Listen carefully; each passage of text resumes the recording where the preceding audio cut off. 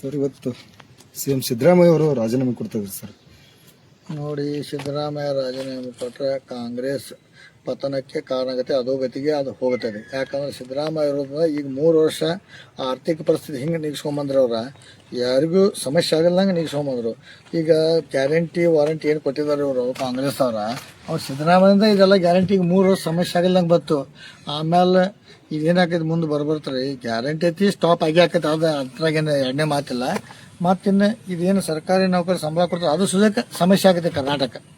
ಆ ಲೆವೆಲ್ ಬಂದುಬಿಡ್ತೈತಿ. ಸಿದ್ದರಾಮಯ್ಯ ಅವರು ಈ ಹೈಕಮಾಂಡ್ ಯಾರೋ ಅವನೊಬ್ಬ ಸುರ್ಜಿವಾಲ ಯಾರೋ ವೇಣುಗೋಪಾಲ್ ಅಂತ ಅವ್ರು ಕನ್ನಡ ಮಾತಾಡಕ್ಕೆ ಬರೋದಿಲ್ಲ, ಇಲ್ಲಿ ಸಮಸ್ಯೆ ಗೊತ್ತಿಲ್ಲ. ಇವ್ರು ಬಂದು ಅಲ್ಲಿ ಕೂತು ಹೈಕಮಾಂಡ್ ಡೈರೆಕ್ಷನ್ ಕೊಡೋರು ಹಿರಿಯ ನಾಯಕರು.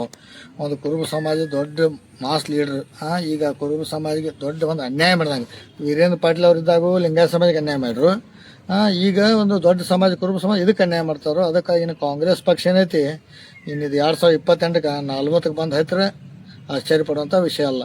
ನೀ ಹೇಳೋ ಮತ್ತು 28ವರೆಗೆ ಸಿದ್ದರಾಮಯ್ಯ ಇರ್ಬೇಕಂತ. 2028 ಇರಬೇಕು. ಮುಂದಿನ ಅವ್ರ ಮೇಲೆ ಚುನಾವಣೆ ಹೋಗ್ಬೇಕಾಯ್ತು. ಯಾಕಂದ್ರೆ ಏನೂ ಬದಲಾವಣೆ ಮಾಡಿ ಎಲ್ಲರಿಗೂ ಒಂದೊಂದು ಪೋಸ್ಟ್ ಇದ್ದೀವಿ ಈಗ. ಅವರು DK ಶಿವಕುಮಾರ್ ಅವರು ಡೆಪ್ಯೂಟಿ CM ಇದ್ರು, ಎಲ್ಲ ಮಂತ್ರಿ ಮಾಡಿ ಚೆನ್ನಾಗಿ ಹೊಂಟಿತ್ತು. ಇದು ಹೈಕಮಾಂಡ್ ಇದಕ್ಕೆ ಕೈ ಹಾಕಿದ್ ಜೀವನಗುಡಿ ಕೈ ಹಾಕಿದಂಗೆ ಆಗ್ಬಿಟ್ಟಿತ್ತು. ಈಗ ಸ್ವಯಂ ಘೋಷಿತ ಅವ್ರಿಗೆ ಬ್ರೇಕ್ಫಾಸ್ಟ್ ಮೀಟಿಂಗ್ದಾಗ ಸಿದ್ದರಾಮಯ್ಯ ಅವರು ರಾಜೀನಾಮೆ ಕೊಡ್ತಾ ಘೋಷಣೆ ಮಾಡಿದಾರೆ ಮೀಟಿಂಗ್ನಾಗ. ಅದೇ ಅವ್ರು ಹೈಕಮಾಂಡ್ ಇದ್ದಾರೆ. ಸುರ್ಜಿವಾಲ ಏನೋ ದೊಡ್ಡ ಲೀಡರ್ ಅವ್ರು. ಪಾಪ ಅವ್ರಿಗೆ ಬೆಂಗಳೂರು ಬಿಟ್ಟರೆ ಬೇರೆ ಮುಂದಿನ ಊರಿಗೆ ಗೊತ್ತಿಲ್ಲ. ಅಂಥವ್ರ ಕಡೆ ಇವ್ರು ಸಿದ್ದರಾಮಯ್ಯ ಅವ್ರಿಗೆ ರಾಜೀನಾಮೆ ಕೊಡೋದು ಹೇಳ್ತಾರಂದ್ರೆ ಇದು ಒಂದು ಅಹಿಂದ ಸಮಾಜಕ್ಕೆ ದೊಡ್ಡ ಅನ್ಯಾಯ ಆದಂಗಿದೆ.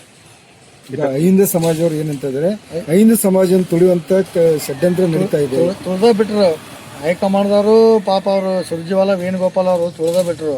ಯಾಕಂದ್ರೆ ಅವರು ವೇಣುಗೋಪಾಲ್ ಅಲ್ಲಿ ಕೇಳಕ್ಕೆ CM ಆಗ್ಲತ್ತೇಳಿ ಪಾಪ ಇಲ್ಲಿ ಅವ್ರಿಗೆ ಬೇಜಾರಾಗಿತ್ತು ಅಂತ ಇಲ್ಲಿ ಬಂದು ಇದನ್ನೆಲ್ಲ ಕರ್ನಾಟಕ ಕೆಡಿಸಿ ಸತ್ಯಾನಾಶ ಮಾಡಿ ಹೋಗ್ಬಿಟ್ರು. ಸಿದ್ದರಾಮಯ್ಯ ಅವರು ಕುರುಬ ಸಮಾಜ ಆಯ್ತು, ಅಹಿಂದ ಸಮಾಜ ಆಯ್ತು, ಇದನ್ನ ಈಗೇನು ಕಣ್ಣೀರು ಹಾಕ್ಸತ್ತಾರೋ ಈ ಕಣ್ಣೀರು ಏನೈತೆ ಆಮೇಲೆ ಜ್ವಾಲಾಮುಖಿಯಾಗಿ 2028ಕ್ಕೆ ಸ್ಫೋಟ ಆಗುತ್ತೆ. ಬೆನಿಫಿಟ್ BJP ಅವರು ತಗೋತಾರೆ.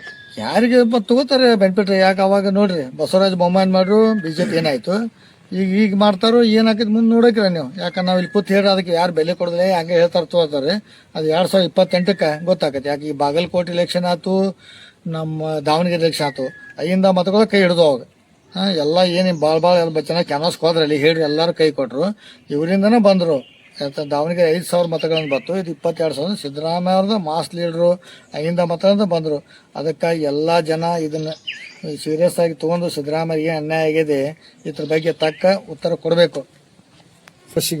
ಪಕ್ಷಕ್ಕೆ ಒಂದು ಏನು ಸಂದೇಶ ಕೊಡ್ತೀರಾ ನೀವು? ನೋಡ್ರಿ, ಕಾಂಗ್ರೆಸ್ ಪಕ್ಷ BJP ಅವ್ರ ತಪ್ಪು ಅಂದ್ರೆ ಸರ್ಕಾರ ಬಂದಿತ್ತು. ಸಿದ್ದರಾಮಯ್ಯ ನೇತೃತ್ವದಲ್ಲಿ ಅಹಿಂದ ನೇತೃತ್ವದಲ್ಲಿ ಮತ ತಗೊಂಡು ಗೆದ್ದು ಬಂದಿದ್ರು. ಈಗ ಇವ್ರು ಅಹಿಂದಕ್ಕೇ ಮೋಸ ಮಾಡ್ರು ಮತ್ತು ಸಿದ್ದರಾಮಯ್ಯ ಮೋಸ ಮಾಡ್ರು. ಅದಕ್ಕಿಂತ ಮುಂದಿನ ದಿನದಲ್ಲಿ ಕಾಂಗ್ರೆಸ್ ಪಕ್ಷ 2028ಕ್ಕೆ 40ಕ್ಕೆ ಬಂದು ಹತ್ತದೆ. ಅಧ್ಯಕ್ಷ ಸತೀಶ್ ಜಾರಕಿಹೊಳಿ ಅವ್ರು ನಿಭಾಯಿಸ್ತಾರಲ್ಲ, ಅದ್ರ ಬಗ್ಗೆ ನಮಗೇನೇನು ಮಾಹಿತಿ ಇಲ್ಲ. ಇನ್ನ ಮಂತ್ರಿಮಂಡಲ ಯಾವ ಏನು ಮಾಡ್ತಾರೋ ವಿಸರ್ಜನೆ ಮಾಡಿದ್ರೆ ನಮಗೇನಾದ್ರು ಅದ್ರ ಬಗ್ಗೆ ಮಾಹಿತಿ ಇಲ್ಲ. ಅದು ಮುಂದೆ ಏನಾಗ್ತದೆ ನೋಡ್ಬೇಕದು. ಕಾಂಗ್ರೆಸ್ ಪಕ್ಷ ಯಾರು ಯಾವಾಗ ಏನು ಅಲ್ಲಿಂದ ಟಪಾಲ್ದಾಗ ಬರ್ತೈತಿ ಯಾರು ಮಾಡ್ತಾರೆ ಹೇಳಕ್ ಬರೋದಿಲ್ಲ ಅವ್ರು. ಮತ್ತು ಸುರ್ಜಾಲ ವೇಣುಗೋಪಾಲ್ ಪಾಪ ಅವ್ರು ಮತ್ತೆ ಬೇರೆ ಯಾರನ್ನ ಮಾಡಿದ್ರು ಮಾಡ್ಬೋದು. ದೊಡ್ಡ ನಾಯಕರು ಅವ್ರು ಸುರ್ಜಾಲ ವೇಣುಗೋಪಾಲ. ಮತ್ತು ಅವರೇ ಕರ್ನಾಟಕದಾಗ ಸರ್ಕಾರ ತಂದಾರು. ಸಿದ್ದರಾಮಯ್ಯದ ಏನು ಪಾತ್ರ ಇಲ್ಲ. ಈಗ ಗೊತ್ತಾಕೈತಿ. ಈಗ ಇನ್ನೊಂದು 2 ತಿಂಗಳದಾಗ ಸರ್ಕಾರ ನಡೆಸೋ ಆರ್ಥಿಕ ಪರಿಸ್ಥಿತಿ ಎಲ್ಲಿಗೆ ಬರ್ತೈತಿ ಅವಾಗ ಗೊತ್ತಾಕದ್ರಿ.